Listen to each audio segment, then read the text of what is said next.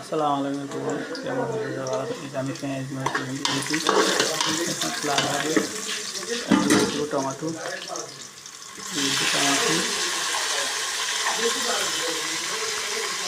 যে মাংসগুলো ম্যারিনেট করে রাখছি 20 মিনিট হয়েছে।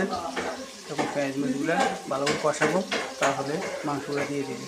সাথে থাকে দেখতে থাকেন। হলুদ দিয়ে দিছি, লাল মরিচ দিছি, লবণ দিছি। এখন মাংসগুলো দিয়ে দিব। এখন পেঁয়াজ কষানো হয়েছে, ম্যারিনেট করা মাংসগুলো দিয়ে দিব। মাংসগুলো দিয়ে দিব, দিয়ে দিছি, ভালো করে লাড়া দিব। লাড়া দিয়ে 10 মিনিট ঢাকনা দিব। এখন লাড়া দিছি ভালো করি, চুলা একটু কমা দিয়ে 10 মিনিট ঢাকনা দিয়ে রাখবো। মাংসগুলো কষানো হয়ে গেছে, এখন মূলাটা দিয়ে দিব। এই মূলাটা দিয়ে দিতে আছি। মূলাটা একটু বাফা নিয়েছি আমি, মানে এটা মূলাটা একটু বাষ্প। এটা মূলাটা এগুলো কষানো হয়ে গেছে, এবং সামনে জল দিয়ে দিই। এখন জলটা দিয়ে দিছি, 20 মিনিট মতো ঢাকনা দিয়ে রাখুন।